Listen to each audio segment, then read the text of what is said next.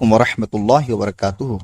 ہم انشاءاللہ عز و جل مدنی قاعدے کے سبق نمبر 19 کو شروع کرنے جا رہے ہیں، جس کا طریقہ کار ہے کہ ہم پہلے مدنی قاعدے کے رولز کو سوال و جواب کے ذریعے سمجھتے ہیں، اس کے بعد مدنی قاعدے میں دیکھ کر پڑھتے ہیں اور ان رولز کو لاگو کرتے ہوئے پریکٹس کرتے ہیں۔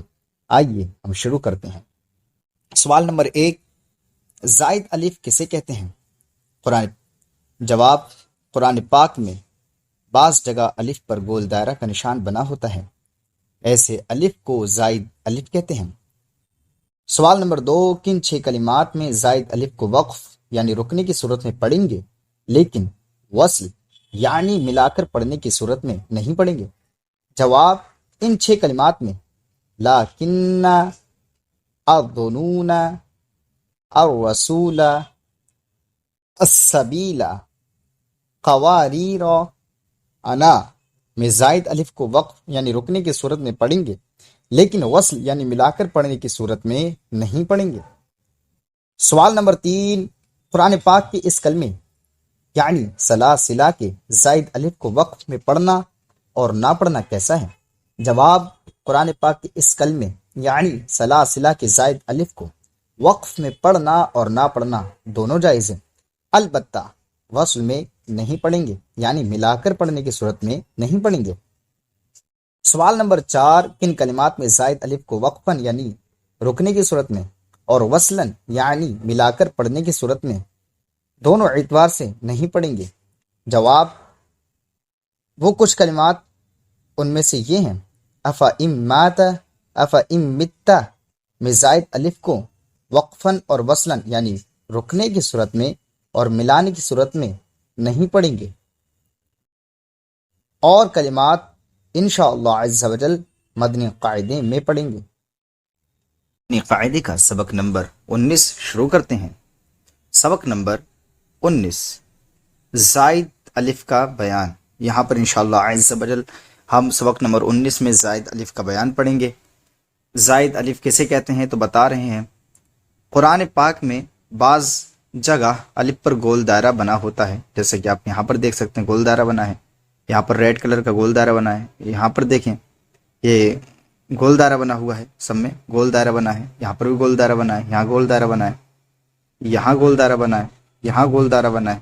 تو بتا رہے ہیں اس کو زائد الف کہتے ہیں۔ آپ دیکھیں یہاں پر ایسے الف کو کیا کہتے ہیں؟ جس پر گول دائرہ ہوتا ہے زائد الف، یعنی وہ الف پڑھا جائے گا نہیں پڑھا جائے گا، اس طریقے سے اس کو زائد الف کہتے ہیں۔ کہیں وہ الف پڑھا جائے گا، کہیں الف نہیں پڑھا جائے گا۔ زائد مطلب وہ اس کلمہ میں داخل نہیں ہے، وہ اس کلمہ میں داخل نہیں ہے، محض لکھ دیا گیا ہے، صرف لکھ دیا گیا ہے۔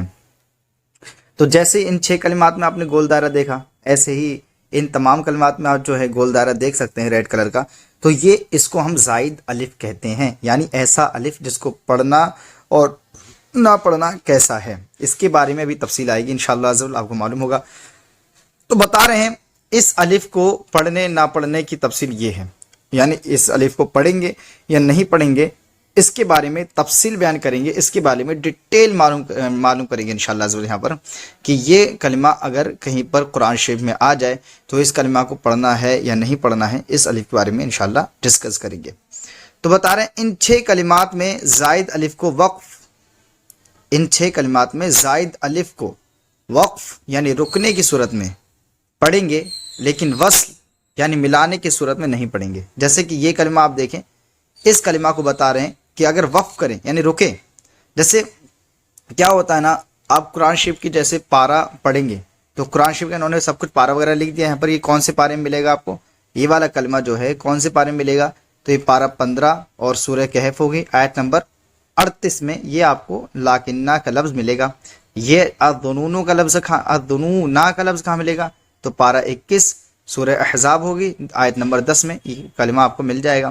یہ پارہ 22 سورہ احزاب ہوگی، آیت نمبر 66 میں آپ کو مل جائے گا۔ یہ پارہ 22 ہوگا، سورہ احزاب ہوگی، آیت نمبر 67 میں آپ کو مل جائے گا۔ یہ پارہ 29 ہوگا، سورہ دہر ہوگی، آیت نمبر 15 میں آپ کو مل جائے گا۔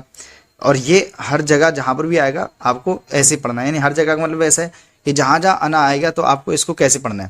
تو بتا رہے ہیں کہ اس کو وقف کی حالت میں تو پڑھیں گے، یعنی جب اس پہ رکیں گے تو پڑھیں گے. جیسے مثال کے طور پر ہم یہاں پر رک رہے ہیں, ہم جیسے پیچھے سے پڑھتے ہوئے آ رہے ہیں آیت کریمہ, اور آیت کریمہ پڑھتے پڑھتے لاکنہ کا لفظ آ گیا, اب ہم نے یہاں پر سانس توڑ دی, رک گئے. تو اگر ہم سانس توڑ دیں گے, رک جائیں گے اس کلمے پر, تو اس الف کو ہم پڑھیں گے. جیسے مثال کے طور پر کوئی آیت آ رہی تھی, پڑھتے پڑھتے لاکنہ کا لفظ آ گیا, اب یہاں پر ہم رکے لاکنہ تو پڑھیں گے. لیکن اگر لاکنہ کے ساتھ آگے جو کلمہ آ رہا ہے اس آیت کریمہ کا, اس کو اگر ہمیں پڑھنا ہے, اس کے ساتھ اگر لاکنہ کو ملا کر پڑھنا ہے, اگر اس آیت کے ساتھ جو آگے لفظ آ رہا ہے اس کے ساتھ اگر ہمیں لاکنہ کو ملا کر پڑھنا ہے, یعنی نہیں رکنا ہے, بلکہ ملا کر پڑھتے جانا ہے, ٹھیک ہے, وہاں پر رکنا نہیں, سانس نہیں توڑنا ہے, تو یاد رکھیں وہاں پر لاکنہ کے لفظ کے الف کو نہیں پڑھیں گے. ان 6 کلمات میں یہی حکم دیا گیا ہے. یعنی ان 6 کلمات میں کیا کرنا ہے, یہ 6 کلمات جہاں جہاں آئیں گے تو وقف کی حالت میں تو پڑھیں گے, لیکن وصل کی حالت میں نہیں پڑھیں گے. یعنی وقف کریں گے تو ان کلمات میں الف کو پڑھیں گے. یعنی اگر رک گئے انہی کلمات پر, آگے کوئی لفظ آیت کریمہ کا ہم نے نہیں پڑھا اور انہی پر ہم رک گئے, تو ان کلمات کے الف کو پڑھیں گے. اور اگر ان پہ نہیں رکے تو ان کو, یعنی ان کے آگے والے آیت کریمہ کے ساتھ ان لفظوں کو ہم ملاتے ہوئے چلے گئے, تو اب جو ہے ان کلمات کو نہیں پڑھیں گے. ان کلمات کا جو الف گول دائرہ والا آپ کو بلو کلر میں دکھ رہا ہے, اس کو نہیں پڑھیں گے, نہیں پڑھیں گے. اگر ملائیں گے تو اور رکیں گے, اسی پہ ہم نے سانس توڑ لی تو پڑھیں گے. آپ کو سمجھ میں آ گیا ہوگا. آئیے اب ہم جو ہے اس کا قاعدہ مدنی قاعدے کا سبق شروع کرتے ہیں. لام کھڑا زبر لا, ہم پہلے جو ہے اس کو وصل کی صورت میں پڑھیں گے, یعنی ملانے کی صورت میں. یعنی یوں لگے گا کہ ہم آیتیں آگے والی جو آیت اس کے بعد آئے گی اس کو پڑھیں گے, ٹھیک ہے, اس طریقے سے ایک اس انداز میں پڑھیں گے. پھر اس کے بعد ہم کہیں گے آگے وقف, تو یہ وقف کی حالت میں پڑھیں گے تو یہاں پر پڑھیں گے, ٹھیک ہے, یعنی اس وقت ہم پڑھیں گے اور الف کو ہم پڑھیں گے. اور اگر وصل کی حالت میں پڑھیں گے تو حمزہ الف کو نہیں پڑھیں گے. تو ہم ایک انداز یہاں پر یہ اختیار کریں گے کہ وقف کر کے پڑھیں, اور ایک انداز یہ اختیار کریں گے کہ ملا کر پڑھیں. یعنی ہم یوں سپوز کر لیں گے یہاں پر ایک انداز میں کہ آگے آیت کریمہ آ رہی ہے اور ہم اس کو ہم ملا کر پڑھ رہے ہیں, اور ایک انداز کو ہم یوں سپوز کر لیں گے کہ یہاں پر ہم رک رہے ہیں اور آیت کریمہ کو آگے ہم نہیں پڑھ رہے ہیں. تو 2 انداز میں ہم پڑھیں گے اس کو, ٹھیک ہے. دیکھیں آپ, لام کھڑا زبر لا, کاف نون زیر کن, لیکن نون زبر نا, لیکن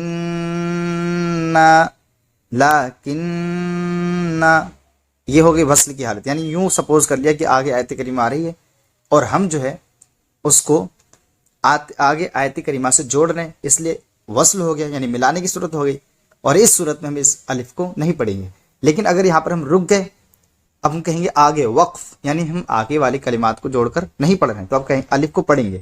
لا آگے وقف, لیکن سمجھ گئے. حمزہ و زبر او, و پیش وو, او نون واو پیش نو, او نون زبر نا, او نونا. یہ ہو گئی وصل کی حالت, یعنی ایسا لگ رہا ہے کہ ملا کر پڑھتے ہیں.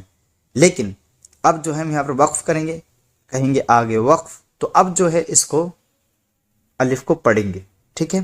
آگے وقف او نونا, کیونکہ وقف کی حالت میں پڑھتے ہیں الف کو, اور وصل کی حالت میں یعنی ملانے کی حالت میں آگے آیت کریمہ جو آئے گی اس کے جو الفاظ ہیں ان سے ملانے کی صورت میں نہیں پڑھیں گے.